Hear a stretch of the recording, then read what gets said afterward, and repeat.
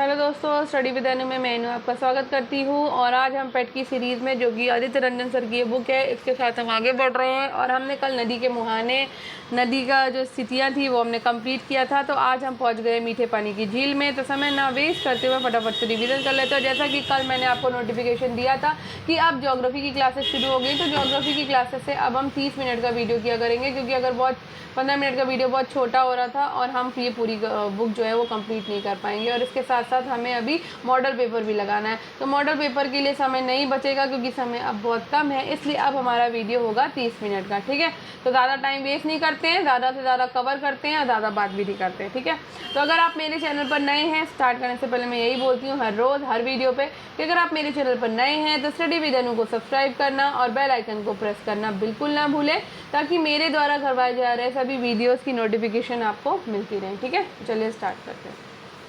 तो मीठे पानी की झील की अवस्थित राज्य और विशेषताएं, ठीक है। तो वुलर झील आपकी मीठे पानी की झील है, जो कि कहाँ पर है, ये है आपकी जम्मू कश्मीर में, ठीक है। मीठे पानी की झील, सबसे पहले तो याद कर लो कि मीठे पानी की झीलें कौन कौन सी। तो मीठे पानी की झील है आपकी वुलर झील, कहाँ है, जम्मू कश्मीर में है। और ये भारत की सबसे बड़ी मीठे पानी की झील है। डल झील आपकी कहाँ है, जम्मू कश्मीर में है, और ये हाउस बोट के लिए प्रसिद्ध है, ठीक है। लोकटक झील आपकी मीठे पानी की झील है, जो कि मणिपुर में स्थित है, और यहाँ पर तैरते हुए द्वीप के लिए ये प्रसिद्ध है, ठीक है। हुसैन सागर झील आपकी मीठे पानी की झील है, जो कि तेलंगाना में स्थित है, ठीक है। सुखना झील आपकी मीठे पानी की झील है, जो कि चंडीगढ़ में स्थित है, और नौकायन के लिए प्रसिद्ध ये कृत्रिम झील है। तो ये याद रखना है कि ये सुखना झील आपकी कृत्रिम झील है, ठीक है। आगे बढ़े तो विलर झील आपकी मीठे पानी की झील है, डल झील मीठे पानी की झील है, लोकटक झील मीठे पानी की झील है, हुसैन सागर मीठे पानी की झील है, सुखना झील आपकी मीठे पानी की झील है। याद करते हुए चलते हैं, ठीक है। तो विलर झील आपकी जम्मू कश्मीर में है, डल झील जम्मू कश्मीर में है, लोकटक मणिपुर में है, हुसैन सागर तेलंगाना में, और सुखना झील आपकी चंडीगढ़ में है, ठीक है। अब बात कर लेते हैं खारे पानी की झीलों की, ठीक है। खारे पानी की जो झील है वो सांभर झील है। सांभर झील आपकी राजस्थान में, जैसा कि नाम ही पता है। तो खारे पानी की झील है आपकी सांभर झील, जो कि राजस्थान में है, और ये भारत की सबसे बड़ी अंतर्देशीय यानी कि इनलैंड खारे पानी की झील है, ठीक है। चिल्का झील आपकी खारे पानी की झील है, ये उड़ीसा में है, और ये एशिया की सबसे बड़ी खारे पानी की लैगून झील है, ठीक है। पुलिकट झील आपकी आंध्र प्रदेश और तमिलनाडु में खारे पानी की झील है, और ये भारत की दूसरी सबसे बड़ी खारे पानी की झील है, ठीक है। यानी सांभर झील के बाद आपकी दूसरी सबसे बड़ी खारे पानी की झील कौन सी है, पुलिकट झील, ठीक है। वेम्बनाड झील आपकी केरल में है, और ये भारत की सबसे लंबी झील है, ठीक है। एक सेकेंड, भारत की सबसे लंबी झील है वेम्बनाड झील।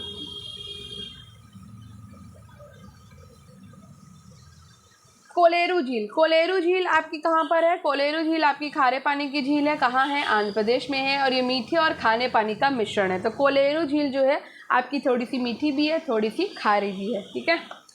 हो गया। तो भारत की सबसे बड़ी खारे पानी की झील कौन सी है, सांभर झील, ठीक है। भारत की दूसरी सबसे बड़ी खारे पानी की झील कौन सी है, पुलिकट झील। एशिया की सबसे बड़ी खारे पानी की झील है चिल्का झील, ठीक है। और भारत की सबसे लंबी झील है वेम्बनाड झील, ठीक है। और खारे और मीठे पानी का मिश्रण कौन है, कोरेलू झील। सांभर झील राजस्थान में है, सबसे बड़ी खारे पानी की। चिल्का उड़ीसा में है, एशिया की सबसे बड़ी खारे पानी की लैगून झील। पुलिकट आंध्र प्रदेश में है, भारत की दूसरी खारे पानी की झील। वेम्बनाड आपकी केरल में है, भारत की सबसे लंबी झील। और कोलेरू आपकी आंध्र प्रदेश में है, ठीक है। तो मैंने 3-4 बार रिपीट कर दिया आपका। अब आ जाते हैं जलप्रपात पे, ठीक है। जलप्रपात, यहाँ पर हमें ऊंचाई देखनी है, नदी पर स्थिति देखनी है, और राज्य देखना है, ठीक है। तो कुचिकल आपका 455 मीटर पर है, वराही नदी पर, और कहाँ पर है, कर्नाटक में, ठीक है। बरेही पनी जलप्रपात 399 मीटर की ऊंचाई पर है, बुद्ध बलंगा नदी पर स्थित है ये, और उड़ीसा में है, ठीक है। दूध सागर जलप्रपात 310 मीटर पे मांडवी नदी में गोवा में स्थित है, ठीक है। आगे बढ़ते हैं। जोग गरसोप्पा जलप्रपात आपका 255 मीटर पर सारावती नदी में कर्नाटक में है। शिव समुद्रम जलप्रपात 90 मीटर पर कावेरी नदी में कर्नाटक में है। धुआंधार जलप्रपात 10 मीटर पे नर्मदा नदी में मध्य प्रदेश पे है। हुंड्रू जलप्रपात 74 मीटर में स्वर्णरेखा नदी पे झारखंड में है। अब बात कर लेते हैं बहुउद्देशीय परियोजनाओं की, ठीक है। बहुउद्देशीय परियोजनाएं नदी पर राज्य और अन्य विशेषताएं, ठीक है। तो दामोदर घाटी आपकी दामोदर नदी पर है, झारखंड पश्चिम बंगाल में है। भारत की प्रथम बहुउद्देशीय परियोजना है ये, ठीक है। भाखड़ा नागल आपकी सतलज नदी पर है, पंजाब, हरियाणा और राजस्थान राज्य में है और ये देश की सबसे बड़ी बहुउद्देशीय परियोजना है। हीराकुंड आपकी महानदी पर है, ये उड़ीसा राज्य में है और ये भारत का सबसे लंबा बांध जो है यहीं पर है, ठीक है। रिहंद बांध आपका रिहंद नदी पर है, उत्तर प्रदेश में है और रिहंद बांध पर गोविंद पंत सागर भारत की सबसे बड़ी कृत्रिम झील अवस्थित है। टिहरी बांध भागीरथी नदी पर उत्तराखंड में है और ये 261 मीटर ऊंचा तथा 570 मीटर लंबा है।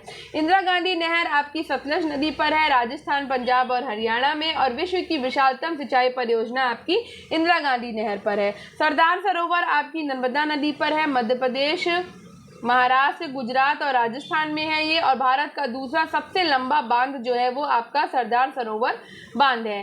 कोयना नदी आपकी कोयना जो जलप्रपात है वो आपका कोयना नदी पर है, महाराष्ट्र में है और महाराष्ट्र का सबसे बड़ा बांध है कोयना बांध। दुलस्ती बांध आपका चिनाब नदी पे है, जम्मू कश्मीर में है और जल विद्युत परियोजना है यहाँ पर। सलाल बांध आपका चिनाब में है, जम्मू कश्मीर में है और जल विद्युत परियोजना है इस पे। नागार्जुन सागर बांध आपका कृष्णा नदी पे आंध्र प्रदेश और तेलंगाना में है और हरित क्रांति की तरफ भारत की पहली सिंचाई परियोजना जो है वो नागार्जुन सागर वाली है, ठीक है।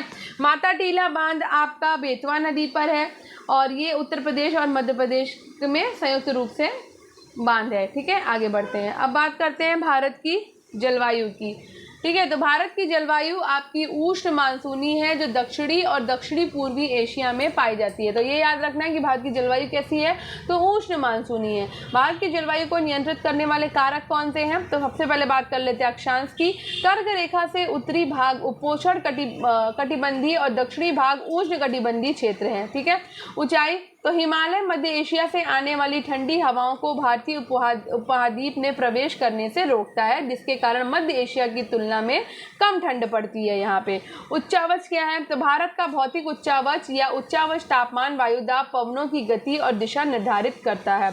समुद्र तल से दूरी कितनी है, तो तटीय प्रदेशों में समकारी जलवायु पाई जाती है जबकि अंदरूनी भाग में विषम जलवायु पाई जाती है। अब बात करते हैं ऋतुओं की। तो भारत में प्रमुखतः 4 ऋतुएं देखी जाती हैं। एक तो शीत ऋतु है, दूसरी आपका ग्रीष्म ऋतु है, तीसरी आपकी दक्षिणी पश्चिमी मानसून की ऋतु है और चौथी आपकी मानसून निवर्तन की ऋतु है, ठीक है। अब आगे बढ़ते हैं। तो भारत में विविध जलवायु, वर्षा और शिलाकृति के कारण वनों की विविधता को देख लेते हैं, ठीक है। तो यहाँ पे वन और वन्य जीव देखने वाले हैं हम अब। तो भारत में, अच्छा ये पूरा चैप्टर ऐसे पढ़ा जाएगा तो इसको थोड़ा सा स्मॉल कर लें और ऐसे पढ़ने की कोशिश करते हैं। तो भारत में विविध जलवायु, वर्षा, शिलाकृति के कारण वनों की विविधता। तो यहाँ पे हम वन देखेंगे, उसकी जलवायु देखेंगे, क्षेत्र देखेंगे और वहाँ पर पाई जाने वाली वनस्पतियों को। तो उष्णकटिबंधीय सदाबहार एवं अर्ध सदाबहार वन जो है, जहाँ पर आपकी तापमान जो है वो 22 डिग्री सेल्सियस से अधिक होता है और वर्षा यहाँ पर 200 सेंटीमीटर से अधिक होती है। कहाँ, उष्णकटिबंधीय सदाबहार और अर्ध सदाबहार वनों में, ठीक है। क्षेत्र क्या है, तो उत्तर पूर्वी राज्य में ये पाए जाते हैं। अंडमान निकोबार, पश्चिमी घाट और हिमालय की तराई में आपको उष्णकटिबंधीय सदाबहार और अर्ध सदाबहार वन मिलेंगे, ठीक है। अब यहाँ पे कौन कौन सी वनस्पति पाई जाती हैं, तो उष्णकटिबंधीय सदाबहार वन और अर्ध सदाबहार वन में आपको आबनूस, महोगनी, रोजवुड, रबड़ और सिकोना की वनस्पति मिलेगी। अब बात करेंगे उष्णकटिबंधीय पर्णपाती आर्द्र पर्णपातियों की, ठीक है। तो यहाँ पे वर्षा आपकी 100 से 200 सेंटीमीटर होती है, यानी कम, ठीक। तो हिमालय के गिरिपात, पश्चिमी घाट और उड़ीसा में ये आपको क्षेत्र जो है उष्णकटिबंधीय पर्णपाती आर्द्र पर्णपाती वाला क्षेत्र आपको मिल जाएगा, ठीक है। यहाँ पर आपकी जो वनस्पति है वो है सागवन, साल, शीशम, आंवला, महुआ, चंदन, कुसुम, ठीक है।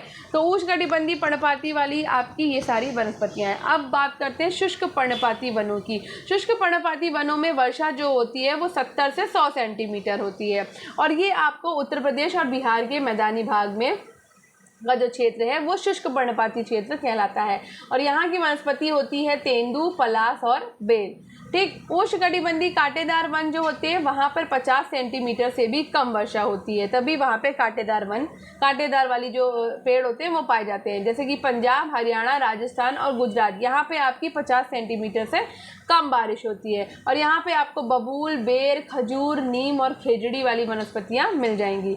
अब बात करते हैं पर्णपाती वनों की। पर्णपाती वन जो है वो पर्वतीय क्षेत्रों में तापमान की कमी तथा ऊंचाई के साथ वनस्पति में यहाँ पे अंतर आता है और ये पर्णपाती पर्णपाती वन आपके पूर्वी और पश्चिमी हिमालय में मिल जाएंगे। यहाँ पे आपका ओक मिल जाएगा, चेस्टनट मिल जाएगा, चीड़ मिल जाएगा, देवदार मिल जाएगा और स्प्रूस। तो ये अगर पूछा जाए कि ओक, चेस्टनट, चीड़, देवदार और स्प्रूस कौन सी वनस्पतियाँ हैं, तो ये पर्णपाती वनों की वनस्पतियाँ हैं।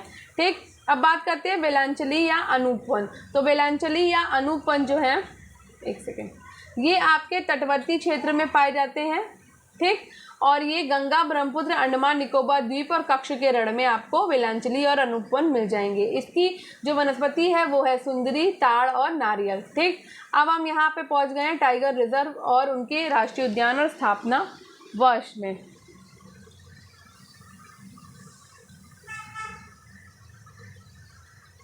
चलो, तो सबसे पहले हम देखेंगे टाइगर रिजर्व और स्थापना वर्ष को।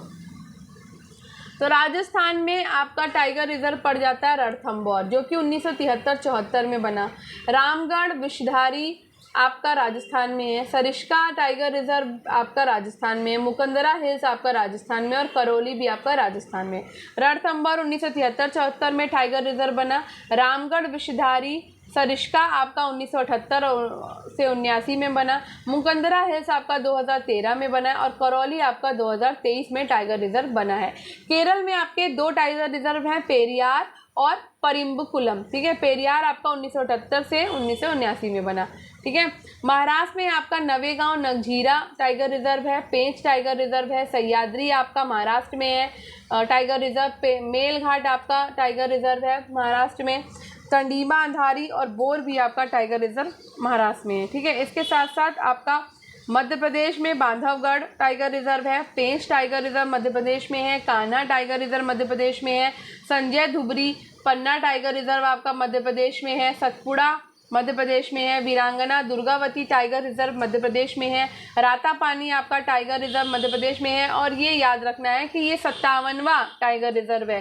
ठीक है, तो ये लेटेस्ट है इसलिए याद रखना है। और ये 2024 में आपका 57वां टाइगर रिजर्व बना है मध्य प्रदेश का रातापानी। और 58वां टाइगर रिजर्व भी मध्य प्रदेश का बना है, लेकिन ये है आपका माधवपुर और ये बना है 2025 में। तो ये दोनों इंपॉर्टेंट है, ये एग्जाम में आने के चांसेस है कि मध्य प्रदेश का रातापानी टाइगर रिजर्व 2024 में 57वां टाइगर रिजर्व बना है और मध्य प्रदेश का माधवपुर टाइगर रिजर्व 58वां टाइगर रिजर्व बना है 2025 में माधवपुर। ठीक है, उत्तर प्रदेश में आपके 3 टाइगर रिजर्व हैं। एक तो दुधवा है, दूसरा रानीपुर और पीलीभीत में। ठीक है, तो दुधवा 1987-88 का सबसे पुराना है, उसके बाद रानीपुर, पीलीभीत। ठीक है, बिहार में आपका एक है टाइगर रिजर्व, वो है आपका वाल्मीकि। छत्तीसगढ़ में आपका इंद्रावती टाइगर रिजर्व है। उदंती सीता नदी टाइगर रिजर्व है। अचान कमार टाइगर रिजर्व है। गुरु घासीदाम तोमर पिंगला टाइगर रिजर्व है। और ये भी याद रखना है, गुरु घासीदाम तोमर पिंगला टाइगर रिजर्व आपका 56वां टाइगर रिजर्व है, जो कि आपका छत्तीसगढ़ में है। ठीक है, तो 56वां टाइगर रिजर्व है गुरु घासीदार तमोर पिंगला टाइगर रिजर्व, जो कि छत्तीसगढ़ में है। 57वां टाइगर रिजर्व है रातापानी टाइगर रिजर्व, जो कि आपका 2024 में ही बना है, मध्य प्रदेश में है। और 58वां टाइगर रिजर्व है आपका 2025 में बना हुआ माधवपुर टाइगर रिजर्व, जो कि मध्य प्रदेश में। ठीक है, तो ये तीनों याद रखे, 56, 57 और 58। 56 और 57 2024 में बने हैं और 58 आपका 2025 में बना। ठीक है, अब बात करते हैं आंध्र प्रदेश टाइगर रिजर्व की। तो आंध्र प्रदेश में नागार्जुन सागर और श्रीशैलम आपका टाइगर रिजर्व है। ठीक है, अरुणाचल प्रदेश में नामदफा टाइगर रिजर्व है, पक्के टाइगर रिजर्व है और कमलांग टाइगर रिजर्व है।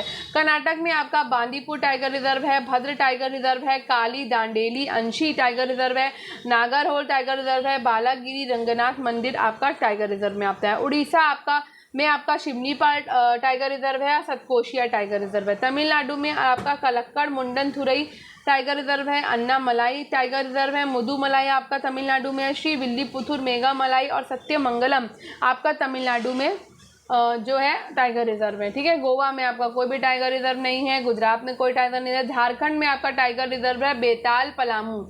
ठीक है, बेताल जो कि पलामू में है, ये आपका टाइगर रिजर्व है। ठीक है, अब हम यहाँ पे देखने वाले हैं, एक सेकेंड, राष्ट्रीय उद्यान और स्थापना वर्ष। ठीक है, तो राजस्थान, इसको थोड़ा छोटा कर लेते हैं तभी आप देख पाओगे। तो राजस्थान में आपका रणथंभौर राष्ट्रीय उद्यान है, केवलादेव राष्ट्रीय उद्यान है, मरुस्थलीधार राष्ट्रीय उद्यान है, सरिस्का राष्ट्रीय उद्यान राजस्थान में, मुकुंदरा हिल्स दर्रा आपका राजस्थान में है जो कि राष्ट्रीय उद्यान है। केरल के जो राष्ट्रीय उद्यान है वो पेरियार है, मेथीकेटन शैली, साइलेंट वैली, एराविकुलम, इदुक्की, अनामुडी शोला और पंबुदम शोला आपके केरल में है। महाराष्ट्र में आपका पेंच राष्ट्रीय उद्यान है, संजय गांधी बोरोवली है आपका, नवेगांव आपका राष्ट्रीय उद्यान है, गुंगामल राष्ट्रीय उद्यान महाराष्ट्र में है, ताड़ोवा जो है राष्ट्रीय उद्यान है, और चांदोली आपका महाराष्ट्र में राष्ट्रीय उद्यान है। मध्य प्रदेश में राष्ट्रीय उद्यान है आपका बांधवगढ़, फासिल मंडला, कान्हा, वन विहार, कूनो, माधव, इंदिरा प्रियदर्शनी, पेंच,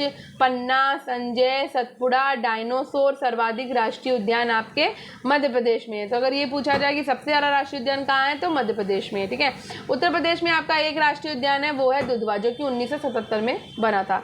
बिहार में आपका एक राष्ट्रीय उद्यान है वाल्मीकि 1978 से स्थापित। छत्तीसगढ़ में आपका इंद्रावती कुटरू राष्ट्रीय उद्यान है, गुरु घासीदास संजय राष्ट्रीय उद्यान है। ठीक है, जो कि आपका 2024 में 56वां टाइगर रिजर्व भी बन गया है। ठीक है, और कांगेर घाटी आपका राष्ट्रीय उद्यान छत्तीसगढ़ में है। आंध्र प्रदेश में आपका राजीव गांधी रामेश्वरम राष्ट्रीय उद्यान है, पापीकोंडा आपका आंध्र प्रदेश में राष्ट्रीय उद्यान है, श्री वेंकटेश्वर भी आपका आंध्र प्रदेश में राष्ट्रीय उद्यान है। अरुणाचल प्रदेश में आपका नामदफा, माउलिंग और मौलिंग जो है राष्ट्रीय उद्यान है। कर्नाटक में आपका नागरहोल और कुंद्रेमुख राष्ट्रीय उद्यान है। बन्नेरघट्टा, अंशी और बांदीपुर आपका राष्ट्रीय उद्यान है। उड़ीसा में आपका भीतरकनिका और शिमलीपाल राष्ट्रीय उद्यान है। तमिलनाडु में आपका इंदिरा गांधी जो कि अन्नामलाई में है, मधुमलाई है, गुइंडी है, मुकुति है, मन्नार की खाड़ी, ये सागरी राष्ट्रीय उद्यान आपका तमिलनाडु में। गोवा में आपका महावीर मोल्लेम राष्ट्रीय उद्यान है। ठीक है, गुजरात में आपका गिरवन, मरीन, कक्ष की खाड़ी और ब्लैकबक और आपका राष्ट्रीय उद्यान है, और वंसदा। ठीक है, झारखंड में आपका बेतवा राष्ट्रीय उद्यान है और मणिपुर में आपका केबुल लामजाओ सिरोही राष्ट्रीय उद्यान है। मेघालय में आपका बालफ्रकम, नोकरेज, रिज गारो पहाड़ी आपका राष्ट्रीय उद्यान है। त्रिपुरा में आपका क्लाउडेड लेपर्ड और बाइसन राजबरी राष्ट्रीय उद्यान है। अंडमान निकोबार में आपका कैम्पबेल बे, गलातिया, महात्मा गांधी मरीन, माउंट हैरिबेट, रानी झांसी समुद्री और सैंडल पीक आपके अंडमान निकोबार के राष्ट्रीय उद्यान है। हाँ, असम में आपका टाइगर रिजर्व है, देखो मानस, नामेरी, काजीरंगा और ओरंग। और आपके राष्ट्रीय उद्यान है असम में डिब्रू सखोवा, काजीरंगा, मानस, ओरांग, नमेरी, रायमोना और देहिंग पटकोई। ठीक है, तो ये आपके टाइगर रिजर्व है और ये आपके राष्ट्रीय उद्यान है। आप दोनों साथ में देख के चलेंगे। मिजोरम में आपका डंपा और दफा जो है टाइगर रिजर्व है और राष्ट्रीय उद्यान है मिजोरम में मुरलेन, फवंगबुई, पुई, ब्लू माउंटेन जिसको बोलते हैं। ठीक, तेलंगाना में आपका टाइगर रिजर्व है कवल और अमराबाद। ठीक है, और राष्ट्रीय उद्यान कौन से है तेलंगाना में, तो ये आपका महावीर, हरीना वनस्थली, कशु, ब्रह्मानंद रेड्डी और मृगवनी। ठीक है, सिक्किम में आपका राष्ट्रीय उद्यान है कंचनजंगा। पश्चिम बंगाल में आपका टाइगर रिजर्व है सुंदरवन और बुक्सा। ठीक है, पश्चिम बंगाल में आपका राष्ट्रीय उद्यान है बुक्सा, गोरुमारा, नायोरी वैली, सिंगलीला, सुंदरवन और जलदा पारा। ठीक है, नागालैंड में आपका राष्ट्रीय उद्यान है इंताकी। उत्तराखंड में आपका टाइगर रिजर्व है जिम कॉर्बेट और राजाजी टाइगर रिजर्व। उत्तराखंड में आपका जिम कॉर्बेट सबसे पहला जो है राष्ट्रीय उद्यान है। ठीक है, और गंगोत्री है, उसके बाद गोविंद पशु विहार है, नंदा देवी, राजाजी और फूलों की घाटी आपका उत्तराखंड में राष्ट्रीय उद्यान है। हिमाचल प्रदेश में राष्ट्रीय उद्यान है Great Himalayan National Park, Inderkilla, Pin Valley, Khirganga, कानन, शेरजंग और सिम्बनबलरा। ठीक है, लद्दाख में आपका हेमिस राष्ट्रीय उद्यान है। जम्मू कश्मीर में है दाचीगाम, काजीनाग, सलीम अली, सिटी फॉरेस्ट और किश्वत हाई अल्टीट्यूड। ठीक है, पंजाब में आपका ना तो कोई राष्ट्रीय उद्यान है और ना ही कोई टाइगर रिजर्व है। हरियाणा में आपका राष्ट्रीय उद्यान है सुल्तानपुर और कलेसर। ठीक है, तो यहाँ पर ख़त्म होते हैं राष्ट्रीय उद्यान और हमारे टाइगर रिजर्व, बहुत इंपॉर्टेंट है ये भी। अब हम देखने वाले हैं भारत की मिट्टी को। ठीक है, तो भारतीय कृषि अनुसंधान परिषद ICAR ने भारत की मिट्टी को कितने वर्गों में बांटा है, तो 8 वर्गों में बांटा है। ठीक है, पहली है आपकी जलोढ़ मिट्टी, काली मिट्टी, लाल मिट्टी, लेटेराइट मिट्टी, वन तथा पर्वतीय मिट्टी, मरुस्थलीय मिट्टी, क्षारीय मिट्टी और पीट मिट्टी। अब एक एक करके सारी मिट्टियाँ देखेंगे। तो पहले हम देखने वाले हैं जलोढ़ मिट्टी। तो जलोढ़ मिट्टी, भारत में जलोढ़ मिट्टी जो है वो सर्वाधिक क्षेत्रों में वितरित है, यानी सर्वाधिक क्षेत्रों में हमको जलोढ़ मिट्टी भारत में मिल जाएगी, जो देश के लगभग 44% भू क्षेत्र में विस्तृत है। प्रमुख क्षेत्र कौन से हैं जहाँ जलोढ़ मिट्टी मिलेगी? तो सिंधु गंगा ब्रह्मपुत्र मैदान में आपको जलोढ़ मिट्टी मिल जाएगी, नर्मदा ताप्ती में जलोढ़ मिट्टी मिलेगी, महानदी में जलोढ़ मिट्टी मिलेगी और गोदावरी में भी आपको जलोढ़ मिट्टी मिलेगी। ठीक है, जलोढ़ मिट्टी में आपको खनिज क्या क्या मिल जाएंगे? तो पोटास, चूना और कार्बनिक तत्वों की प्रचुरता आपको जलोढ़ मिट्टी में मिलेगी। जलोढ़ मिट्टी में आपकी फसलें कौन सी होती हैं? तो धान, गेहूं, गन्ना, दलहन और तिलहन के लिए जलोढ़ मिट्टी जो है वो सबसे उपयुक्त होती है। अब बात करते हैं काली मिट्टी की। काली मिट्टी को हम रेगुर मिट्टी भी कहते हैं। ठीक है, इसको कपासी मिट्टी भी कहा जाता है। इस मिट्टी का निर्माण जो है वो बेसाल चट्टानों के अपक्षय और अपर्दन से होता है। ठीक है, काली मिट्टी का प्रमुख क्षेत्र जो है वो पश्चिमी मध्य प्रदेश, महाराष्ट्र, गुजरात, राजस्थान और छत्तीसगढ़ है। काली मिट्टी का खनिज जो है लोहा, चूना, एल्युमिनियम और कैल्शियम की प्रचुरता है। काली मिट्टी की फसलें हैं आपकी कपास, मोटे अनाज, तिलहन, सूरजमुखी इत्यादि के लिए आपकी काली मिट्टी क्या होती है? उपयुक्त होती है। अब बात करते हैं लाल मिट्टी की। लाल मिट्टी देश के लगभग 18.6% भू क्षेत्र पे पाई जाती है। लाल मिट्टी कायांत्रित शैलों के विघटन और वियोजन से बनी होती है। लाल मिट्टी आपकी तमिलनाडु, कर्नाटक, महाराष्ट्र, आंध्र प्रदेश और छत्तीसगढ़ के क्षेत्र में पाई जाती है। लाल मिट्टी में आपका लोहा, एल्युमिनियम और चूने की प्रचुरता होती है। लाल मिट्टी के लिए लाल मिट्टी तंबाकू, बाजरा, दलहन आदि के लिए क्या होती है? प्रयुक्त होती है। इन फसलों की जो फसलें होती हैं वो लाल मिट्टी में अच्छी होती हैं। ठीक है, अब बात करते हैं लेटेराइट मिट्टी की। लेटेराइट मिट्टी देश के लगभग 3.7% भू क्षेत्र पर पाई जाती है। 200 सेंटीमीटर से अधिक वर्षा वाले क्षेत्रों में चूना और सिलिकॉन के निक्षलन में लाल मिट्टी का जो है निर्माण होता है। लाल मिट्टी में आपका लोहा और एल्युमिनियम पाया जाता है। लाल मिट्टी आपको पूर्वी घाट, राजमहल पहाड़ियों और मेघालय की पहाड़ियों में मिल जाएगी। लाल मिट्टी में आपकी चावल, रागी, काजू की फसलें जो हैं वो उपयुक्त होती हैं। ठीक है, वन और पर्वतीय मिट्टी की बात कर लेते हैं। तो वन मिट्टी जो है वो अम्लीय स्वभाव की होती है और ये नवीन और अविकसित मृदाएं होती हैं। वन जो है वन मिट्टी यानी कि पर्वतीय मिट्टी हिमालय की घाटियों में 2700 से 3000 मीटर की ऊंचाई पर तथा दक्षिण के पर्वतीय क्षेत्रों में भी आपकी पर्वतीय मिट्टी पाई जाती है। ठीक है, और पर्वतीय मिट्टी में आपको ह्यूमस की अधिकता के कारण अम्लीय गुण जो है वो अधिक होते हैं, यानी कि एसिड होता है। ठीक है, पर्वतीय मिट्टी में आपका गेहूं हो जाएगा, मक्का हो जाएगा, जौ हो जाएगा, सेब हो जाएगा और नाशपाती हो जाएगा, तो इसके लिए ये उपयुक्त है। मरुस्थलीय और रेगिस्तानी मिट्टी। भारत में मरुस्थलीय मिट्टी जिसे शुष्क मिट्टी के रूप में जाना जाता है प्रमुख क्षेत्र है कि ये मिट्टी मुख्य रूप से राजस्थान, हरियाणा और पंजाब के शुष्क और अर्धशुष्क क्षेत्रों में पाई जाती है, जो गुजरात में कक्ष केरल तक फैली हुई है। खनिज, कम कार्बनिक पदार्थ और फॉस्फेट की मात्रा सामान्य जलोढ़ मिट्टी जितनी ही अधिक है। नाइट्रोजन मूल रूप से कम, लेकिन इसकी कुछ मात्रा नाइट्रेट के रूप में उपलब्ध होती है। फसलें केवल सूखा प्रतिरोधी और लवण सहनशील फसलें जैसे कि जौ, कपास, बाजरा, मक्का और दालें आपकी उगाई जाती हैं रेगिस्तानी मिट्टी में। अब बात कर लेते हैं क्षारीय मिट्टी की। क्षारीय मिट्टी अंतर क्षेत्रीय मिट्टी है जिसका विस्तार सभी प्रदेशों में पाया जाता है। क्षारीय मिट्टी आपको राजस्थान में मिल जाएगी, पंजाब में मिल जाएगी, हरियाणा में मिल जाएगी, उत्तर प्रदेश में मिल जाएगी और आपको बिहार में भी मिल जाएगी। क्षारीय मिट्टी में आपकी चावल, गन्ना, कपास, गेहूँ और तंबाकू की फसलें होती हैं। ठीक, आगे बात करते हैं पीट और दलदली मिट्टी की। तो नम जलवायु की ये मिट्टी पाई जाती है। नम जलवायु में कौन सी मिट्टी? पीट या दलदली मिट्टी। ठीक है, ये काली और अम्लीय होती है, यानी कि ब्लैक होती है और साथ साथ एसिडिक होती है। पीट और दलदली मिट्टी जैविक पदार्थ और घुलनशील नमक की प्रचुरता होती है इसमें। ये केरल और तमिलनाडु के आंध्र प्रदेशों में, सुंदरवन और उड़ीसा के क्षेत्र में आपको पीट और दलदली मिट्टी मिल जाएगी। ठीक है, पीट और दलदली मिट्टी के लिए आपकी फसल कौन सी फसल जो अच्छी होती है पीट और दलदली मिट्टी में, वो होती है आलू, चुकंदर, प्याज आदि के लिए पीट और दलदली मिट्टी आपकी उपयुक्त होती है। अब बात कर लेते हैं भारत में कृषि की। तो कृषि एक प्राथमिक क्रिया है जिसमें फसलों, फूलों और फलों को उगाने के अतिरिक्त पशुपालन भी सम्मिलित किया जाता है। फसल ऋतुएं, तो भारत में 3 फसल ऋतुएं हैं। खरीफ की फसल है, रबी की फसल है और जायद की फसल है। ठीक है, तो अब ये फसलें देख लेते हैं।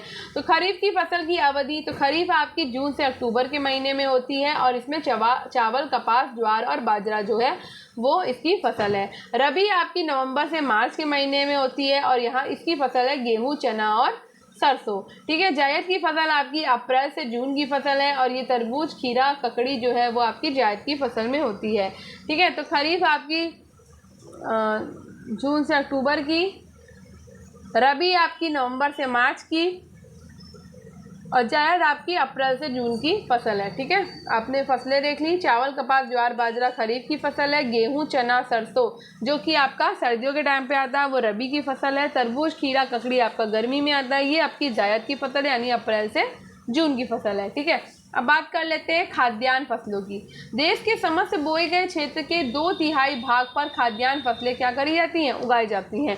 देश में कुल क्षेत्र के लगभग 54% भाग पर अनाज बोए जाते हैं। भारत विश्व का लगभग 11% अनाज पैदा कर विश्व में तीसरे स्थान पर है। ठीक है, तो प्रथम स्थान पर कौन है भाई, अमेरिका है, और दूसरे स्थान पर कौन है, चीन है, और तीसरे नंबर पर हम आ जाते हैं, यानी कि भारत आ जाता है। ठीक है, तो सबसे ज़्यादा जो अनाज पैदा करता है वो अमेरिका करता है, उसके बाद चीन करता है, और उसके बाद भारत करता है। अब बात कर लेते हैं चावल की। तो चावल जो है वो आपका उष्ण आर्द्र कटिबंधीय फसल है। ठीक, इसके लिए उच्च तापमान यानी कि 25 डिग्री सेल्सियस से अधिक और 100 सेंटीमीटर से अधिक की वर्षा की ज़रूरत होती है। किसके लिए, चावल उगाने के लिए। भारत विश्व के लगभग 22% चावल का उत्पादन करता है, जो चीन के बाद दूसरे स्थान पर है। तो पहले नंबर पर चावल उत्पादन करने वाला कौन है, चीन है, और दूसरे नंबर पर भारत है। प्रमुख उत्पादक राज्य यानी कि भारत में चावल कहाँ कहाँ होता है, तो भारत में नंबर 1 पर चावल उत्पादित करता है आपका पश्चिम बंगाल, नंबर 2 पर चावल उत्पादन करता है उत्तर प्रदेश, और नंबर 3 पर चावल उत्पादन करता है भारत में पंजाब। अब बात करते हैं गेहूं की फसल की। गेहूं मुख्यतः शीतोष्ण कटिबंधीय फसल है। कौन सी फसल है, शीतोष्ण कटिबंधीय फसल है। इसके लिए 50 से 75 सेंटीमीटर वार्षिक वर्षा की जरूरत होती है। देश के लगभग 14% भाग पर गेहूं जो है वो उगाया जाता है। पंजाब तथा हरियाणा में प्रति हेक्टेयर गेहूं की उत्पादकता अधिक है, यानी सबसे ज़्यादा प्रति हेक्टेयर जो गेहूं उत्पादन अधिक होता है वो पंजाब और आपका हरियाणा राज्य में होता है। ठीक है, प्रमुख उत्पादक राज्य कौन से हैं, यानी कि गेहूं कहाँ कहाँ पे ज़्यादा उगाया जाता है, तो उत्तर प्रदेश आपका नंबर 1 पर है, मध्य प्रदेश नंबर 2 पे है, पंजाब नंबर 3 पे है, हरियाणा चौथे नंबर पे है, और राजस्थान आपका 5वें नंबर पर है। तो सबसे ज़्यादा गेहूं उत्पादन में उत्तर प्रदेश नंबर 1 पर है, उसके बाद मध्य प्रदेश, पंजाब, हरियाणा और राजस्थान। अब बात कर लेते हैं मक्का की। तो मक्का के लिए 21 से 27 डिग्री सेल्सियस तापमान जो है वो आवश्यक होता है। ठीक है, और इसके लिए जो है पुरानी जलोढ़ उपयुक्त होती है। पुरानी जलोढ़ मैंने अभी कल आपको वीडियो में बताया था, पुरानी जलोढ़ का मतलब हो गया बांगर, बांगर मिट्टी जो होती है, बांगर जलोढ़। ठीक है, एक सेकेंड मैंने गलत लिखा, बांगर मैंने कैसे बताया, बासी से क्या हो गया, पुराना हो गया। ठीक है, तो ये याद रखना है।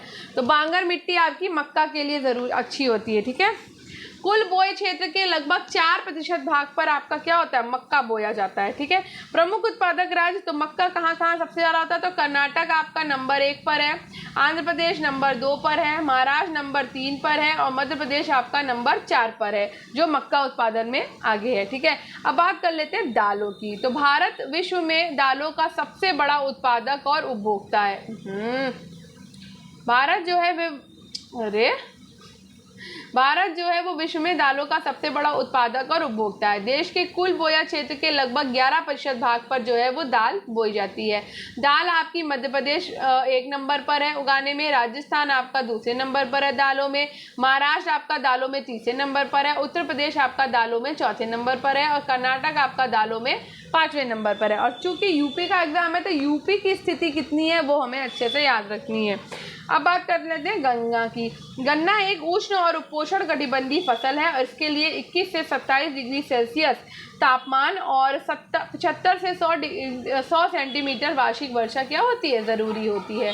ठीक है, आगे देख लेते हैं। ब्राजील के बाद भारत जो है वो दूसरा सबसे बड़ा उत्पादक देश है, किसमें, गन्ना में। तो गन्ना सबसे ज़्यादा कौन उगाता है, ब्राजील, और उसके बाद कौन उगा रहा है, भारत उगा रहा है। ठीक है, प्रमुख उत्पादक राज्य, तो गन्ना में उत्पादन में उत्तर प्रदेश नंबर 1 पर है, दूसरे नंबर पे गन्ना उत्पादन में है महाराष्ट्र, तीसरे नंबर पे गन्ना उत्पादन में है कर्नाटक, और चौथे नंबर पे गन्ना उत्पादन में है तमिलनाडु।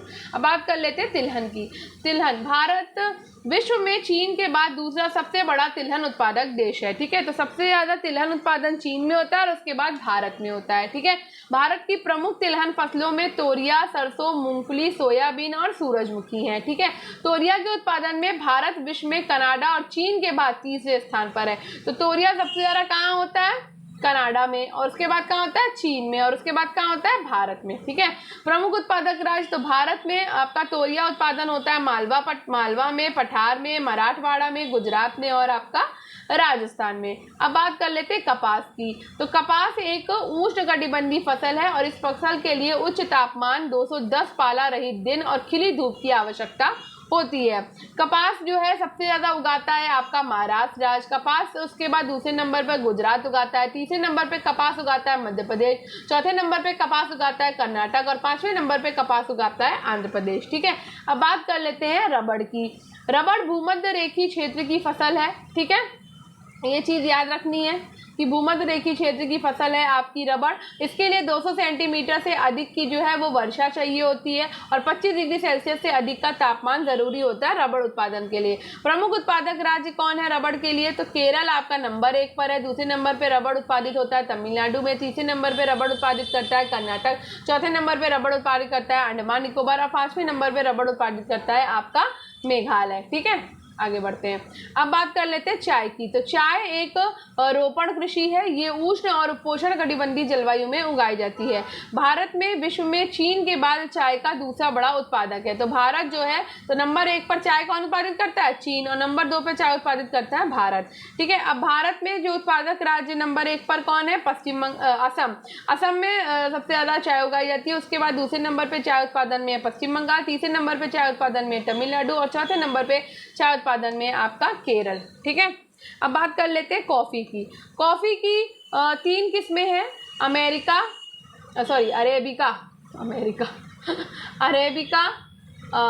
रोबस्टा और लिबेरिका। ठीक है, तो भारत में अरेबिका किस्म की कॉफी जो है वो भारत में उगाई जाती है। ये उष्णकटिबंधीय रोपण कृषि है। प्रमुख उत्पादक राज्य तो कॉफी में नंबर 1 पर है कर्नाटक, नंबर 2 पे कॉफी में है केरल और नंबर 3 में कॉफी में है आपकी तमिलनाडु। ठीक है, तो 30 मिनट का वीडियो हो चुका है। क्या स्थानांतरित कृषि को कंप्लीट कर दूं? तो कंप्लीट कर देते हैं, उसके बाद भारत सिंचाई हम कल करेंगे। ठीक है, तो स्थानांतरित कृषि और क्षेत्र को पढ़ लेते हैं। तो झूमिंग जो कि आपकी स्थानांतरित कृषि है वो उत्तर पूर्वी भारत में होती है। खिल आपकी स्थानांतरित कृषि है जो कि हिमालय पट्टी में होती है। बिगरा आपकी स्थानांतरित कृषि में आती है जो कि उड़ीसा क्षेत्र में होती है। बोडू आपकी स्थानांतरित कृषि है जो कि आंध्र प्रदेश क्षेत्र में होती है। पामाडाबी आपकी स्थानांतरित कृषि है जो पश्चिमी घाट में होती है और कुरवा आपकी स्थानांतरित कृषि है जो कि झारखंड में होती है। ठीक है, तो आज का वीडियो आपको कैसा लगा? आई होप आज का वीडियो आपको पसंद आया होगा। तो अगर आपको आज का वीडियो ये पसंद आया हो तो वीडियो को लाइक करिए, शेयर करिए और चैनल को प्लीज़ सब्सक्राइब करना बिल्कुल मत भूलिए और शेयर करना मत भूलिए।